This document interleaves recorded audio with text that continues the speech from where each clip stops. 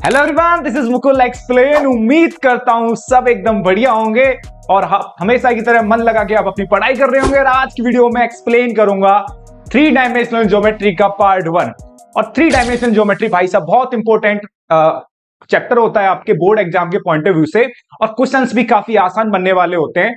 3-4 category के ही questions होते हैं आपके बोर्ड एग्जाम में थ्री डायमेंशनल ज्योमेट्री से। पहला सवाल हमारे सामने दे रखा है, बोर्ड एग्जाम 2023 का सवाल दे रखा है, distance of the point P Q R की डिस्टेंस बतानी है। कहां से बेटा? वाई एक्सिस से। भैया तुरंत कर देंगे सवाल को, मैंने फटाफट से सोच।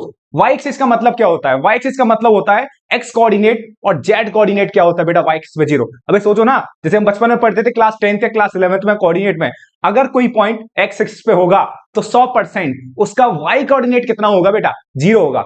वैसी ही कहानी यहां पे यूज करने वाले हैं कि एक पॉइंट है आपका पी क्यू आर, इस पॉइंट का डिस्टेंस बताना है कहां से, है ना। और दूसरा पॉइंट कहां पे? आपका वाई एक्सिस पे। तो जो वाई एक्सिस पे जो पॉइंट होगा ना, दूसरा पॉइंट जो वाई एक्सिस पे होगा बेटा, वो कुछ इस टाइप में होगा। किस टाइप में? 0 Q, 0, क्योंकि उसके एक्स कोऑर्डिनेट और जेड कोऑर्डिनेट क्या होने वाले हैं बेटा? 0 होने वाले हैं, और उसका वाई कोऑर्डिनेट इससे मैच करेगा। अब देखो, आपको इन दोनों में क्या लगाना है? आपको इन दोनों के बीच की क्या निकालनी है? आपको इन दोनों के बीच की निकालनी है डिस्टेंस। आप इन दोनों के बीच की डिस्टेंस लगाओगे तो बचपन में आपने फॉर्मूला पढ़ा होगा, डिस्टेंस बिटवीन टू पॉइंट्स। याद आया? डिस्टेंस बिटवीन टू पॉइंट आपने एक फॉर्मूला पढ़ा होगा बचपन में। मैं दो पॉइंट के लिए बता देता हूं, x1, y1, और b पॉइंट है आपका x2, y2। तो इन दोनों की बेटा अगर डिस्टेंस निकालनी होती थी तो हमने फॉर्मूला पढ़ा था x2 माइनस x1 का whole square, y2 minus y1 का होल स्क्वायर। ये वाला फॉर्मूला हमने पढ़ा था, और बेटा इसी फॉर्मूले का हम क्या करने वाले हैं? यूज करने वाले हैं।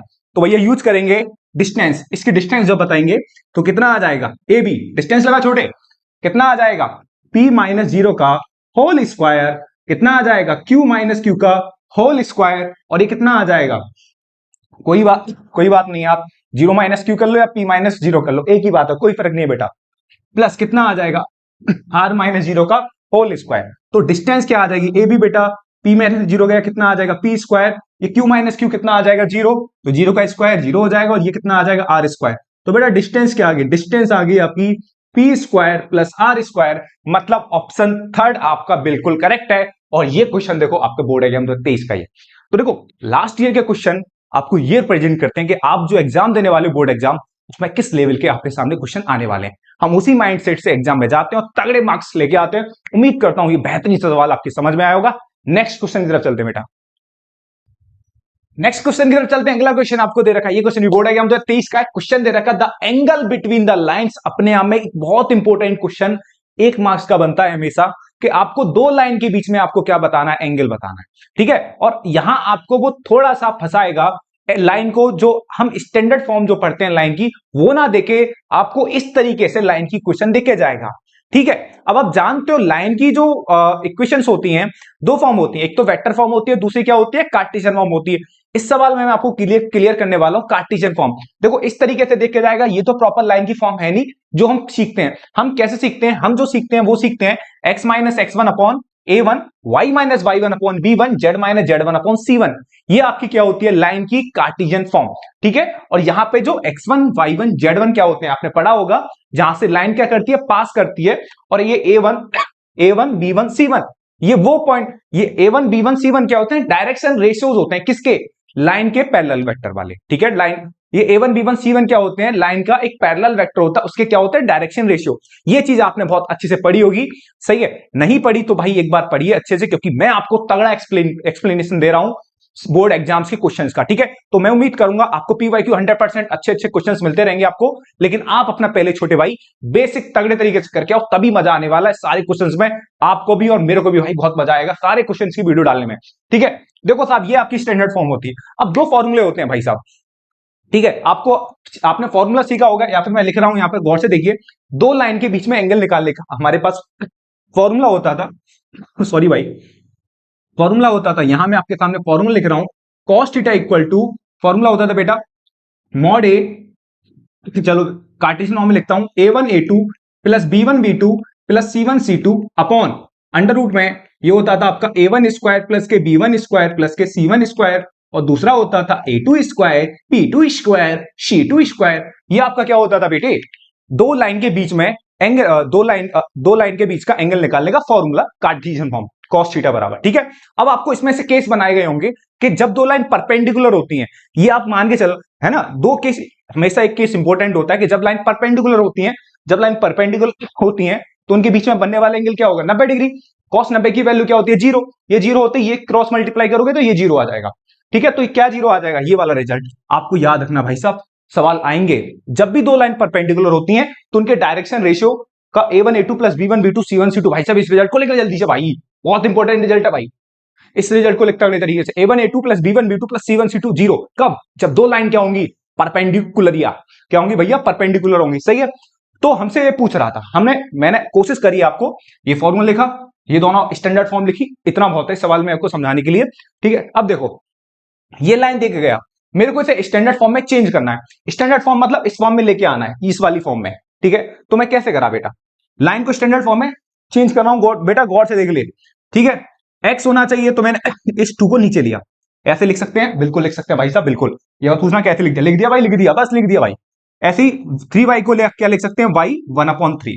इस माइनस को नीचे लिख लो भाई, लिख ले, क्या दिक्कत है, कभी बचपन में देखा नहीं है क्या, लिख दिया। जैसे 2 बराबर, ऐसे भी तो लिख सकते हैं 1/1/2, एक टाइम पे 2 कहां निकल जाएगा, ऊपर बात एक ही है यार, कहां में करके लिखवा रहा है, तो लिख। अब देखो ऐसे ही 6x की कहानी देखते हैं, 6x की कहानी देखते हैं, ये कितना आ जाएगा, x 1/6, y इक्वल टू -1 नीचे जाएगा, और ऐसे ही -4 को नीचे लेके जाएंगे तो -1/4। बेसिकली ये A1 की वैल्यू है, ये B1 की वैल्यू है, C1 की वैल्यू है, ये A2 की वैल्यू, ये B2 की वैल्यू, ये लड्डू C2 की वैल्यू। बस एक बार काम कर, इनका मल्टीप्लाई कर, A1 A2 plus B1 B2 जो मैं कर रहा हूं मैं, प्लस C1 C2 जो मैंने करा, ठीक है। ये कितना आ जाएगा 1/12, माइनस कितना आ जाएगा 1/3, माइनस माइनस से क्या हो गया प्लस 1/4। तो ये बना 1/12 माइनस 1/3 प्लस 1/4। तेरे को और अच्छे समझाने के लिए भैया मैंने ऐसे लिख दिया, इसको पहले लिख दिया, इसको बाद में लिख दिया, ठीक है। तो इन दोनों का मैंने एलसीएम लिया, एलसीएम लिया तो कितना आ जाएगा 1/12 को साइड में लिखा, एलसीएम लूंगा 3 - 4 और कितना आ जाएगा 1/12। 3 में से 4 गया, कितना आ गया -1/12। ये आपस में कटे और कितना आ गया जीरो, मजे आ गए। कितना आ गया एंगल, कितना आ गया भैया एंगल जी, एंगल कितना आ गया 90 डिग्री।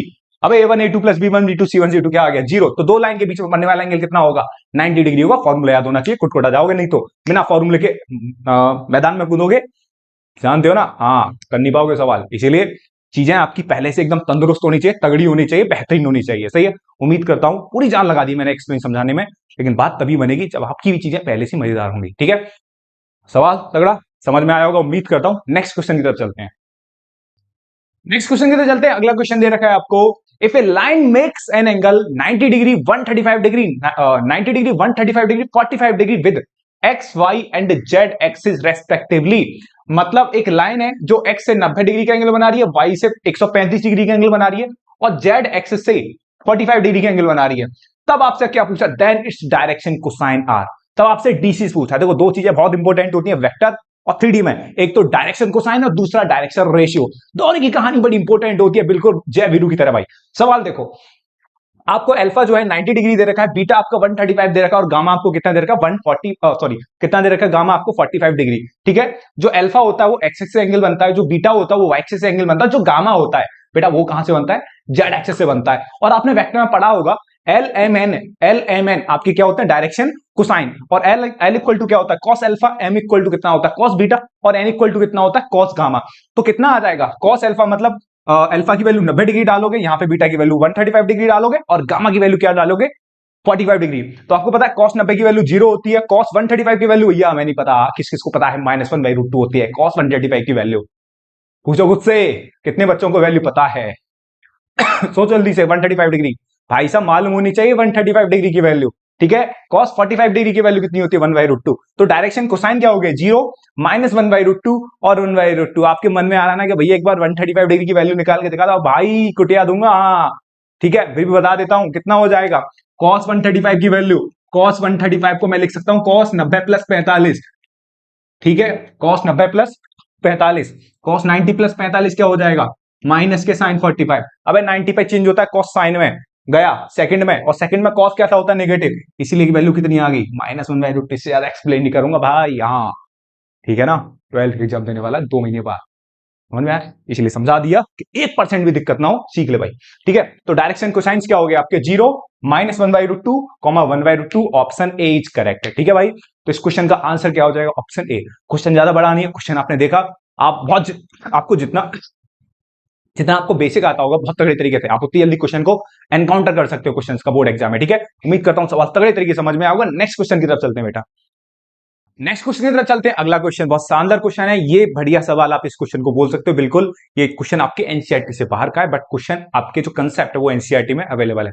सवाल दे रखा है the point x y z, एक पॉइंट है आपका x y zero, sorry the point x comma y comma zero on the x y plane. कहां पर है बेटा वो? एक्स वाई प्लेन में। अगर देखो एक्स वाई प्लेन में, कौन से प्लेन में? एक्स वाई प्लेन में, तो वहां पे जेड कोऑर्डिनेट क्या होगा बेटा? जीरो होगा। क्लियर है ना? अगर कोई पॉइंट किसी भी पर्टिकुलर प्लेन में, लाइक यहां पे जैसे बोल रहा है एक्स वाई प्लेन में, एक्स वाई प्लेन का मतलब है जेड कोऑर्डिनेट क्या होगा? जीरो। ठीक है, हाँ, और उसने दे भी रखा है plane divides the line segment joining the point 1 2 3 and 3 2 1। ये बोल रहा है कि जो पॉइंट P है, जो एक्स वाई कॉमा जीरो है, इस लाइन सेगमेंट, एक लाइन सेगमेंट है AB, ठीक है, एक लाइन सेगमेंट है AB, उस लाइन सेगमेंट को जो पॉइंट है P x comma y comma zero किस रेशियो में काट रहा है, किस रेशियो में ब्रेक कर रहा है। ठीक है ना?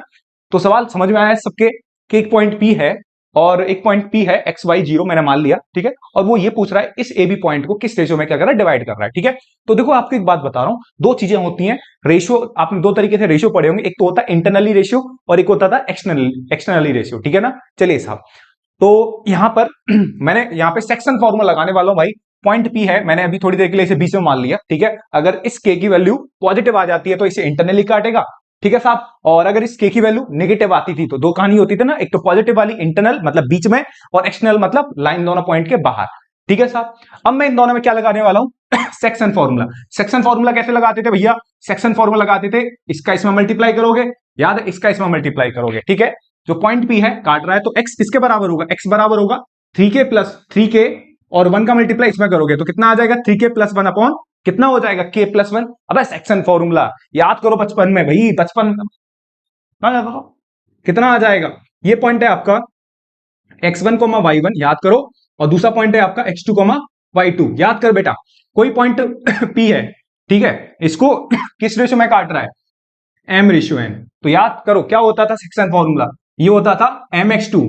पॉइंट P के कोऑर्डिनेट क्या होते थे? mx2। कितने होते थे? mx2 plus nx1 upon m plus n। ऐसे कितना होता था बेटा? याद कर, my2 plus ny1 upon m plus n होता था। ठीक है, और यहां पर ये कोऑर्डिनेट तो मैं दे रखे हैं ना, x के बराबर, y के बराबर, 0 के बराबर। क्लियर है? तो मैंने सिर्फ यहां पे सेक्शन फॉर्मूला लगाया और ये पॉइंट आए सेक्शन फॉर्मूला से, और यही क्या होते हैं? पॉइंट जो डिवाइड कर रहे होते हैं। ठीक है, और ये किसके बराबर दे रखा है? x के, ये किसके बराबर? y के, और ये किसके बराबर? 0 के। यहां से हमें कुछ फायदा नहीं होने वाला क्योंकि हमें k की वैल्यू निकालनी है, तो मैंने k plus 3 upon k plus 1 equal to 0 दे रखा है। ठीक है, जो इसका z कोऑर्डिनेट है, तो मैंने इसे 0 के बराबर रखा, तो यहां से k प्लस 3 इक्वल टू 0, तो k इक्वल टू कितना आ गया? -3। -3 का मतलब जो पॉइंट k की वैल्यू कितनी आ रही है? -3। -3 का मतलब 3 अपॉन 1। तो ये पॉइंट जो होगा, पॉइंट P किस रेशियो में डिवाइड कर रहा होगा? किस रेशियो में बेटा? 3:1 में। लेकिन कैसे? इंटरनली या एक्सटर्नली? भैया एक्सटर्नली कट कर रहा होगा क्योंकि वैल्यू कैसी आ रही है? की नेगेटिव, मतलब ऑप्शन क्या हो जाएगा? ऑप्शन सी हो जाएगा। 3:1 में कट कर रहा है, और वो भी कैसे? एक्सटर्नली। ठीक है, ध्यान रखना इस बात का। बाई चांस पेपर में ऐसे दिख जाते एक ऑप्शन 3:1 इंटरनली, जैसे ऑप्शन डी दे रखा है 1:3, जो कि गलत है। बाई चांस ऐसे दे रखा होता 3:1 इंटरनली, तो भाई साहब वहां पे ये वाली बात क्लियर होनी चाहिए थी। बात सही है भाई? क्लियर हो रहा है ना क्वेश्चन? सवाल तो थोड़ा बढ़िया है। तो कुछ सवाल ऐसे होते हैं जहां पर आपको थोड़ा सा तो दिमाग आपको चलाना पड़ता है। ऐसा नहीं होता कि जैसे जैसे मैं बोलता जाऊं, कुछ क्वेश्चंस ऐसे होते हैं वहां पर आपको बिल्कुल अच्छे से चीजें याद करने होते हैं, पुराने कंसेप्ट वहां पे, हाँ ये सब कुछ पढ़ा था जैसे मैंने यहाँ पर आपको एक्सप्लेन करा है। ठीक है, तो कुछ सवाल आपको 100% बोर्ड एग्जाम मिलते हैं, और जैसे पिछले 2-3 सवाल हमने करे वो क्वेश्चंस डायरेक्ट हो रहे थे, तो वहां कुछ ज्यादा सोचने की जरूरत नहीं थी। तो बिल्कुल घबराने की जरूरत नहीं भाई, बने रहो, सवाल अच्छे भी मिलेंगे, सवाल इतने आसान मिलेंगे कि देखते ही हो जाएगा। ठीक है, उम्मीद करता हूं तगड़ा एक्सप्लेनेशन दिया होगा मैंने आपको इस क्वेश्चन का। ठीक है, और अगर और भी चाहिए तगड़ा तो मिलते रहेंगे तगड़े तरीके से। और नेक्स्ट क्वेश्चन की तरफ चलते हैं बेटा। नेक्स्ट क्वेश्चन की तरफ चलते हैं। अगला क्वेश्चन आपको दे रखा है द वैल्यू ऑफ लैम्डा। आपको लैम्डा की वैल्यू बतानी है for which the angle between, दोनों लाइन के बीच में आपको ये एक लाइन दे रखी है r vector equal to i plus j plus k plus p times of 2i plus j plus 2k, और दूसरी लाइन थोड़ा सा आपको कंफ्यूज करने के लिए दे रखी है कि बच्चा देख के थोड़ा सा कंफ्यूज हो। तो भाई कंफ्यूज नहीं होना, प्रैक्टिस करके जा रहे हो 2025 के लिए, तो वही क्वेश्चन मैं आपको कराऊंगा जो एग्जामिनर कहीं ना कहीं बच्चे को डराने के लिए देता है। तो भाई साहब इतना ही चेंज करता बोर्ड में, उसी में आपको खेलना है बस मैच। ठीक है, तो ये कितना आ जाएगा? q 1 plus Q I cap 1 plus Q lambda J cap plus 1 plus Q के कैप इच पाई बाय 2। दोनों लाइन के बीच में जो एंगल बनने वाला है वो पाई बाय 2, पाई बाय 2 बोले 90 डिग्री है भाई साहब। एक सवाल ऐसा ही कर चुके देखो 2023 में, जहां पर दोनों लाइन के बीच में एंगल कितना आया था, हमें निकालना था वहां पे दो लाइन के बीच का एंगल। ठीक है, यहां दो लाइन के बीच का एंगल देखे गया है, तब एक अननोन देखे गया है लैम्डा। इस लैम्डा की क्या निकालनी है, वैल्यू निकालनी है।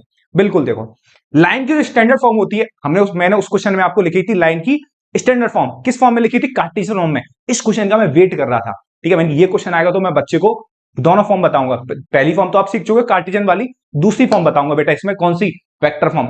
लाइन की जो स्टैंडर्ड फॉर्म होती है वेक्टर फॉर्म, सॉरी बेटा, कितना होता है, r vector equal to a vector plus k mu b one vector. और दूसरी इक्वेशन क्या होती है, r vector equal to a two plus k gamma mu b two vector. ठीक है, ये लाइन की क्या होती है, आपकी जनरल इक्वेशन होती है। ठीक है, ये वाली। ठीक है, मैंने दो लाइन मानी। अब दो लाइन के बीच का जो एंगल बिटवीन क्या होता है, दो लाइन के बीच में एंगल निकालने का फॉर्मूला कितना होता है, cos theta equal to mod में b1 vector dot b vector, ये जो पैरेलल वेक्टर होते हैं, b1 vector dot b2 vector upon mod b1 mod b2। ठीक है, ये दो लाइन के बीच का एंगल निकालने का फॉर्मूला होता है। वहां जब लिखा था मैंने कार्टेशियन फॉर्म वाला लिखा था, यहां जब लिख रहा हूं बेटा वेक्टर फॉर्म वाला लिख रहा हूं। दोनों याद, अबे दोनों याद होने चाहिए भाई, बिना दोनों याद कर जाएगा समस्या में आ जाएगा पेपर में। ठीक है, तो भाई सुनो, ये b1 वेक्टर है, b2 वेक्टर है, ये लाइन की स्टैंडर्ड फॉर्म है। लाइन, अब सुनना मेरी बात गौर से, इस पर्टिकुलर क्वेश्चन के लिए लाइन का जो एंगल दे रखा है कितना दे रखा है, 90 डिग्री दे रखा है। मतलब थीटा क्या दे रखा है, 90। थीटा 90 दोगे, थीटा 90 तो कितना हो जाएगा, cos 90 की वैल्यू क्या होती है, 0। याद है, जीरो जाएगा तो जीरो का क्रॉस मल्टीप्लाई हो जाएगा, तो आपको क्या मिलेगा, b1 डॉट b2। ये रिजल्ट होना चाहिए तगड़े तरीके से याद। और जो कि वहां भी बोल रहा था बेटा, इंपॉर्टेंट रिजल्ट होता है। जब आपने ये भी पढ़ा होगा, दो वेक्टर के बीच में एंगल 90 डिग्री होता था, तो वो भी एक इंपॉर्टेंट कंसेप्ट था। यहां पे भी जब दो लाइन के बीच का एंगल 90 डिग्री है तो बेटा ये भी बहुत इंपॉर्टेंट है। ठीक है, सही है। अब देखो पहला, अब दूसरा काम क्या है, इतना मैं समझाने के बाद यहां से क्या बात निकली, ये एक लाइन दे रखी है, ये तो स्टैंडर्ड फॉर्म में दे रखी है, a1 vector plus k mu times of, इस तरीके से। ठीक है, अब ये कुछ मिलती जुलती नहीं दे रखी इस फॉर्म में, तो इसको आप कन्वर्ट करोगे। कन्वर्ट कैसे करोगे, यहां पे i का अंदर मल्टीप्लाई सॉरी बेटा, i का अंदर मल्टीप्लाई करोगे तो कितना आ जाएगा, i cap plus Q I cap. j का अंदर मल्टीप्लाई करोगे इतना आ जाएगा, j cap plus Q lambda j cap. Q के कैप का अंदर मल्टीप्लाई करो कितना आ जाएगा, के कैप प्लस के क्यू के कैप। क्लियर है भाई, हाँ। अब देखो क्या करना है, जो जिनके साथ क्यू नहीं आ रहा उनको आप पास पास लिखो, जैसे आई जे के। ठीक है, और यहां से बेटा, यहां से क्या कॉमन आएगा, क्यू कॉमन आएगा। और जैसे क्यू कॉमन आएगा तो लाइन आपको ऐसी दिखेगी, एक लाइन आपकी ये रही और दूसरी लाइन आपकी ये रही। ठीक है, तो कितना आ जाएगा, आई plus j plus k plus Q times of I plus lambda J plus के। क्लियर है, तो अब यहां से देखो, ये आपका v1 वेक्टर बना, ये आपका v2 वेक्टर बना। ठीक है, अब जब दो लाइन परपेंडिकुलर होती हैं, दो लाइन बेटा परपेंडिकुलर होती है, तो मैंने आपको कंडीशन बताई है, v1 vector dot v2 equal to क्या हो जाएगा, 0। इनका डॉट प्रोडक्ट लगा दोगे तो किसके बराबर होगा, 0। डॉट प्रोडक्ट लगाओगे तो आप ये तरह लगा सकते हो, तो कितना आ जाएगा, 2 plus lambda plus 2 equal to 0। तो यहां से लैम्डा की वैल्यू कितनी आ जाएगी, -4। Option A is correct. ठीक है, ये क्वेश्चन भी आपका बोर्ड एग्जाम 2023 का है। ठीक है, तो ऐसे क्वेश्चन आपको क्वेश्चन दिखेंगे जो थोड़ा सा आपको घुमाएंगे, लेकिन पूरे फॉर्मूला बेस्ड क्वेश्चन होंगे आपके, तो तैयार करके जाइए तगड़े तरीके से भाई। ठीक है, उम्मीद करता हूं तगड़े तरीके से एक्सप्लेनेशन दिया होगा इस क्वेश्चन का। नेक्स्ट क्वेश्चन की तरफ चलते हैं बेटा, नेक्स्ट क्वेश्चन की तरफ चलते हैं। अगला क्वेश्चन आपको दे रखा है, द टू लाइंस, आपको दो लाइन दे रखे हैं, एक ही लाइन दे रखी है भैया, यानी कि सुन भाई, यही लाइन दे रखी है। ये क्वेश्चन कब का भैया, ये तो बहुत पुराना होगा। अब मैंने की ये क्वेश्चन है 2020 का, सवाल लगा लो इंपोर्टेंट, इस पे लगाओ इंपोर्टेंट जल्दी से। देखो इस सवाल को मैं खुद सॉल्व करूंगा हाथ से भाई।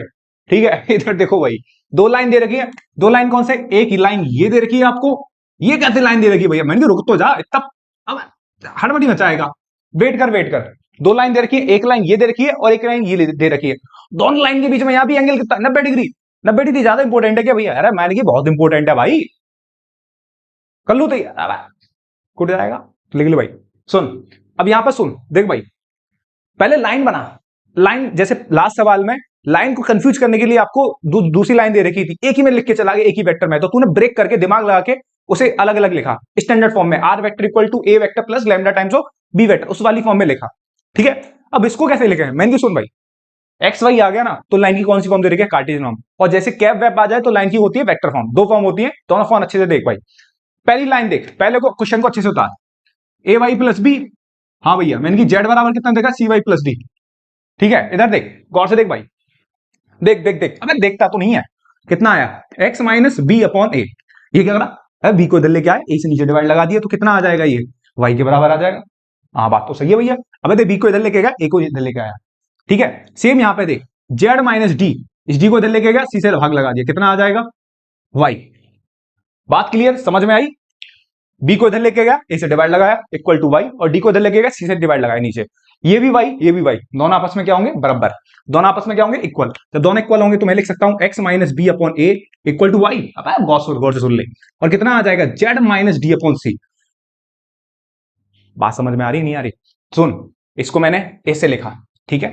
हमारा काम है कि जो स्टैंडर्ड फॉर्म होती है ये वाली, x minus x one upon a equal to y minus y one upon b, z minus z one upon c, इस फॉर्म में ब्रेक करना, ठीक है। तभी तो हम लगा पाएंगे जो फॉर्मूला मैंने बताया था, a1 a2 plus b1 b2 plus c1 c2 equal to 0, ठीक है। कंसेप्ट देख, तो मैं इस सवाल इस लाइन को देखे गया, अलग से दिख रहा है, समझ ना, ऐसे मैंने चेंज करा, ये भी y के इक्वल है, ये भी y है, ये भी y है, तो दोनों तीनों आपस में क्या हो जाएंगे बराबर हो जाएंगे ना, ठीक है। तो इस y के बराबर ही हो गया, ठीक। अब सुन इसको देख जरा गौर से, ठीक। इसको थोड़ा और अच्छे से देखना चाहे तो देख मेरे छोटू भाई, a और ये कितना आ जाएगा y minus zero upon one, ठीक है। ऐसे लिख सकता हूं, समझ, Z minus d upon c, ये लाइन बन गई भाई। देख 1 to 1 मैच कर रही है नहीं कर रही, सोच भाई, सोच जल्दी से, मैच कर रही नहीं कर रही। हाँ अब दूसरी लाइन तू खुद बना, इसको इसको वीडियो को यहीं पॉज कर और तू इसे खुद बना, ठीक है। और फिर मेरी और तू अपनी मैच करियो, अगर मैच करी तो बल्ले बल्ले भाई, नहीं मैच करी तो वहीं पिट जाएगा भाई, लटिया दूंगा ढंग से। बननी चाहिए, चाहे टाइम ले ले भाई, 2 मिनट ले ले, लेकिन बननी चाहिए, ठीक है।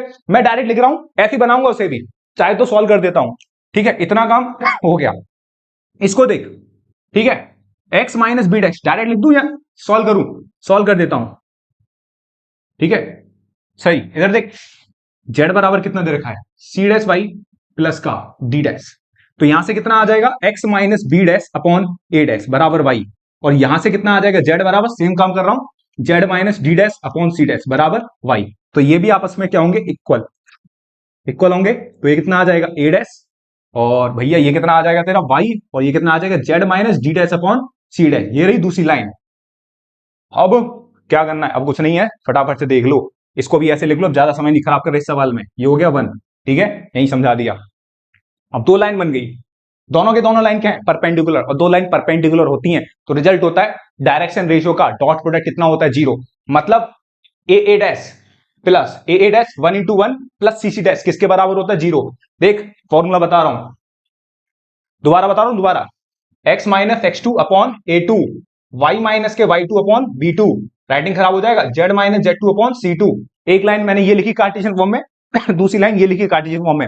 2 लाइन के बीच का अगर एंगल 90 डिग्री होता है तो a1 a2 ये होता है a1 a2 plus b1 b2 plus c1 c2 बराबर कितना होता है 0 होता है नहीं होता 0। हाँ तो उसी रिजल्ट का यूज कर रहा हूं। a1 की वैल्यू क्या है a, a2 की वैल्यू क्या है a डैश, b1 की वैल्यू क्या है 1, b2 की वैल्यू क्या है 1, c1 की वैल्यू क्या है, कंपेयर कर ले, यहां से कंपेयर करना, c1 की वैल्यू c और c2 की वैल्यू क्या है c डैश, तो मल्टीप्लाई करके इसकी तरह लिख दे, कितना हो जाएगा, ये हो जाएगा a dash plus 1 into 1 plus c c dash बराबर 0 हो गया। अब यहां से कितना आया, ये रहे ऑप्शन, तो यहां से आया a dash plus c c dash equal to -1। कौन सा ऑप्शन, जल्दी से बोल कौन सा ऑप्शन है भैया, आ गया ऑप्शन डी इज करेक्ट। मैंने शानदार, तैयार करके जाना, सवाल तगड़ा है। ये बात समझ में आई, ये वाली नहीं आई, कैलकुलेशन वाली बहुत तगड़ी बात है, उम्मीद करता हूं, ठीक है, उम्मीद करता हूं तगड़े तरीके से समझ में आया होगा। नेक्स्ट क्वेश्चन की तरफ चलते हैं बेटा, नेक्स्ट क्वेश्चन की तरफ चलते हैं। अगला क्वेश्चन आपको दे रखा है, लाइन दे रखी है आपको कार्टेशियन फॉर्म में, पहली लाइन ये दे रखी है और दूसरी लाइन आपको ये दे रखी है, और दोनों लाइन क्या परपेंडिकुलर, तब इनके बीच का क्या निकालना है, दोनों लाइन क्या परपेंडिकुलर, तब आपको किसकी वैल्यू निकालनी है, इसके की वैल्यू निकालनी है। कराओगे भैया, ये क्वेश्चन आपको होमवर्क के लिए ये क्वेश्चन करना है और सही आंसर निकालना है इसका, ठीक है, और सही आंसर होना चाहिए। और आप एक बार कमेंट सेक्शन में जरूर डाल देना, क्योंकि इसमें अक्सर बच्चे गलती करते हैं इस पॉइंट पे, ठीक है। तो करेक्ट आंसर आपको कमेंट सेक्शन में डालना है भाई, ये बात ध्यान रखना इस क्वेश्चन के लिए, ठीक है, क्योंकि गड़बड़ होती है। मैं आपको सही होगा आपका आंसर तो हट दे दूंगा, तो आप समझ जाना, गलत होगा ना तो मैं समझ जाना, ठीक है। तो यहां पे ये क्वेश्चन इंपोर्टेंट रहने वाला है, ये क्वेश्चन भी 2020 का ही है, सवाल इंपोर्टेंट है परपेंडिकुलर के रिगार्डिंग, ठीक है साहब, इस बात का जरूर ध्यान रखना, इसका आंसर आपको एकदम सही निकालना है, ठीक है। बोलो तो इसका मैं करेक्ट आंसर अभी बता देता हूं, ठीक है, अभी बताऊं या बाद में, क्या कहते हो, हाँ आप ही एक बार इसका कमेंट सेक्शन में आंसर डालना, ठीक है ना, और आप कोशिश करना इसका आंसर सही हो, ठीक है। नेक्स्ट क्वेश्चन की तरफ चलते हैं बेटा, नेक्स्ट क्वेश्चन की तरफ चलते हैं। अगला क्वेश्चन आपको दे रखा है, the find the vector equation of the line, line की इक्वेशन फाइंड करनी है जब वो लाइन 1 3 4 5 से क्या कर रही है, पास कर रही है। और जो लाइन जो है, ये जो लाइन है बेटा पैरेलल है इस वेक्टर के, ठीक है। ठीक, तो इसका फॉर्मूला, शानदार फॉर्मूला आपने पढ़ा होगा, या मैं दोबारा लिख देता हूं। जो फॉर्मूला होता है वो होता है r vector equal to a vector plus के लैम्डा बी वेक्टर। इस चीज को दोबारा समझना, ये फॉर्मूला बहुत इंपॉर्टेंट है, हमने कई बार यूज भी करा है, ठीक है, जब एंगल निकाल लेते, ठीक है। तो formula r vector equal to a vector plus के लैम्डा बी वेक्टर। अब यहाँ पे जो ए वेक्टर होता है, ए वेक्टर होता है उस पॉइंट के पोजिशन वेक्टर जहां से लाइन क्या करती है, पास करती है, जहां से लाइन क्या करती है, पास करती है। और ये बी वेक्टर क्या होता है, बी वेक्टर होता है, b vector is parallel to the line, b vector is parallel parallel to the line, ठीक है। ये किसका साइन है, पैरेलल का साइन है। जो बी वेक्टर होता है वो लाइन के क्या होता है, पैरेलल वेक्टर। मतलब देखो, मतलब क्या दे रखा है, ये आपको बी वेक्टर दे रखा है, और ये क्या दे रखा है 3 4 5, जहां से लाइन क्या कर रही है, पास कर रही है, देखना गौर से। तो ए वेक्टर क्या हो जाएगा, ए वेक्टर हो जाएगा 3i प्लस के 4j प्लस 5k। और बी वेक्टर क्या हो जाएगा, बी वेक्टर हो जाएगा आपका जो कि दे रखा है 2i प्लस के 2j माइनस 3k, ठीक है। क्या आप अपने घर से लगा लेना, अगर मैं किसी क्वेश्चन में भूलूं तो डायरेक्ट ये वैल्यू उठा के सीधे सीधे इस फॉर्मूले में पुट कर दो, तो कितना आ जाएगा 3i प्लस के 4j प्लस कितना आ जाएगा 5k प्लस के lambda times of 2i plus के 2j माइनस 3k कैप, ठीक है साहब। ये क्या आ गया, एंगल, सॉरी ये क्या आ गया, जब लाइन किसी एक पॉइंट से पास कर रही हो गिवन वेक्टर के क्या है, पैरेलल, ठीक है। तो ये सारे सवाल आपके एक एक नंबर के क्वेश्चन चल रहे हैं, ठीक है। हमें एक एक नंबर वाले भी करने बेटा, दो दो नंबर वाले भी करने, तीन तीन नंबर वाले भी करने, पांच पांच नंबर वाले सारे कर लेंगे बहन, एक क्वेश्चन ना छोड़ेंगे, ठीक है। लेकिन एक स्टेप पहले छोटे सवाल सॉल्व करना है जिससे अब फाउंडेशन मजबूत हो, फिर 2 नंबर पे आएंगे, ठीक है। फाउंडेशन मजबूत होगी, अब डालना है कॉन्क्रीट, भाई साहब तगड़ा खींच दूंगा सवाल को, सही है। तो सवाल आपके समझ में आओगे, जिस जल्दी क्वेश्चंस को समेट सकते हो एग्जाम में समेट देना, ज्यादा नहीं लिखना, इफेक्टिव लिखना है, कम लिखना है, ठीक है। चलो नेक्स्ट क्वेश्चन की तरफ चलते हैं बेटा, नेक्स्ट क्वेश्चन की तरफ चलते हैं। अगला क्वेश्चन आपको दे रखा है, बोर्ड एग्जाम 2015 का सवाल है। इस सवाल में पूछ रहा है, लाइन दे के गया है, देखो हर एक सवाल मैं आपको यूनिक कैटेगरी का करा रहा हूं। एक क्वेश्चन दे के गया है, लाइन दे के गया है 5x minus 3 equal to 15y plus 7 equal to 3 minus 10z, ठीक है। जो मैंने आपको लास्ट क्वेश्चन में होमवर्क दिया था ना, वहां पे आप एक चीज देखना, मैं जहां दिखाऊंगा आपको। पहला काम होता है लाइन की स्टैंडर्ड फॉर्म में कन्वर्ट करना। लाइन की स्टैंडर्ड फॉर्म कौन सी होती है, लाइन की स्टैंडर्ड फॉर्म होती है बेटा आपकी ये x minus x1 upon a1 equal to y minus y1 upon b1, अगर कार्टिजन फॉर्म की बात कर रहा है z minus z1 upon c1। पहला टारगेट ये होता है कि जो भी लाइन देके गया है पहले उसे कार्टिजन फॉर्म में क्या करना है बेटा, चेंज करना है। कार्टिजन फॉर्म में चेंज करने के बाद, ठीक है, उसके बाद कहानी सोचो करना क्या है, ठीक है। तब आपको क्या करना क्या है, right the direction cosine of the line. तब आपको क्या करना है, लाइन की डीसी फाइंड करने हैं, ठीक है। तो देखो आप स्टार्ट कर दो लाइन को स्टैंडर्ड फॉर्म में चेंज करने का।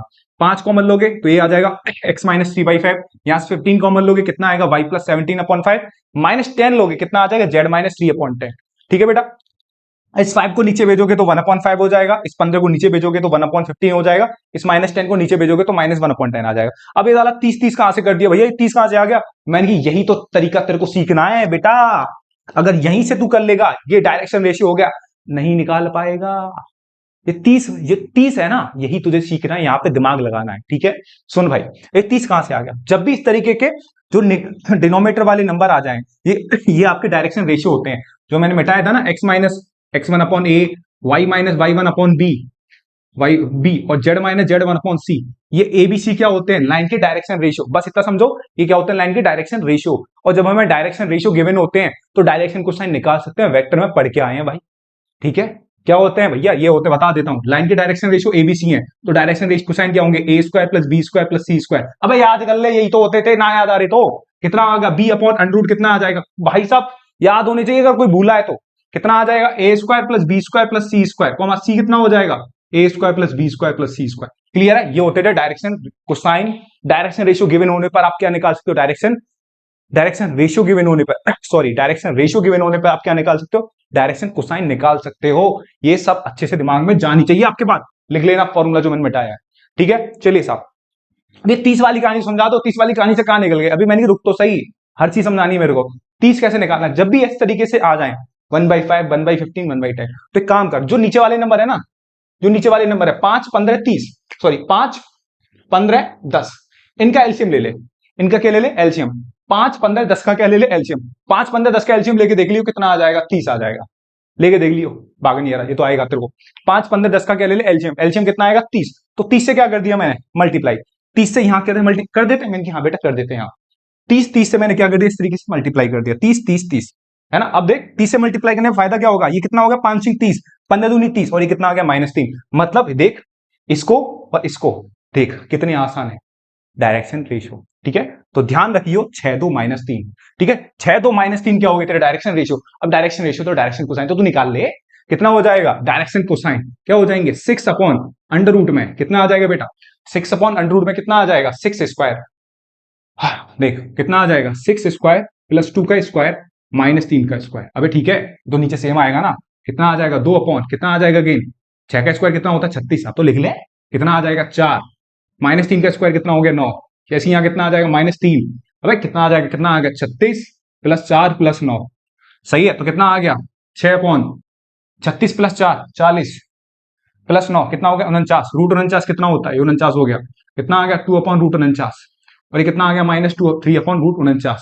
तो कितना आ गया 6/7 2/7, और कितना आ गया -3/7, सही है। 6/7 2/7 -3/7, यही क्या है बेटा डायरेक्शन कोसाइन। ये क्वेश्चन भी आ सकते हैं बोर्ड एग्जाम में 1 मार्क्स में। ठीक है, तैयार कर ले बेटा। ठीक है, सवाल देख तगड़े सवाल मिल रहे हैं, बढ़िया सवाल मिल रहे हैं पॉइंट ऑफ बोर्ड एग्जाम के पॉइंट ऑफ व्यू से। ठीक है, उम्मीद करता हूं सवाल तगड़े तरीके समझ में आएगा, जो भी छोटी छोटी बातें समझाई तगड़े तरीके सबकी सब समझ में आई होंगी। नेक्स्ट क्वेश्चन की तरफ चलते हैं बेटा। ये क्वेश्चन देखते हैं, क्वेश्चन दे रखा है right the distance of A point P A, C from the x axis. ठीक है, आपको इस पॉइंट P की ABC, इस पॉइंट P ABC की डिस्टेंस बतानी है, कहां से एक्स एक्सिस से। ठीक है, देखो आज की वीडियो का जो पहला सवाल था और आखिरी सवाल जो मैं आपको करने के लिए देके जा रहा हूं होमवर्क के, है ना, आपको एक सवाल करना है। ये सवाल देखिए, सवाल आया था 2014 में। ठीक है, ये सबसे लास्ट में, बच्चे पता नहीं लास्ट तक टिक पाएंगे या नहीं टिक पाएंगे, क्योंकि ये सब आप वीडियो देखना बहुत इंपॉर्टेंट है आपके लिए। देखो बताने के वाला हूं, आपको बताने वाला हूं, ये क्वेश्चन आया 2014 में, सेम सवाल है। ठीक है, 2014 का। अब 2023 का जो मैंने पहला सवाल कराया था फर्स्ट वीडियो का, ठीक है ना, फर्स्ट वीडियो का, वो सवाल कब है 2023 के बाद। डेटा में कितना चेंज है, डेटा में बस क्या है, उसने पॉइंट P की जगह PQR करा और एक्स एक्सिस की जगह करा है वाई एक्सिस, सवाल सेम ही है भैया।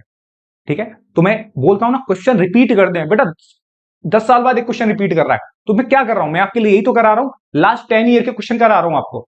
ठीक है, तो क्वेश्चन आपको बिल्कुल देखे दिखाए लिखे हैं। ये तो वो क्वेश्चन 2023 का, ये क्वेश्चन 2014 का, 9 साल बाद क्वेश्चन रिपीट कर रहा है। तो बोर्ड में यही होता है बेटा। ठीक है, कंसेप्ट लिमिटेड है, रिपीट करते हैं। ठीक है, कंसेप्ट बार बार रिपीट करते हैं, डेटा अलग कर देगा।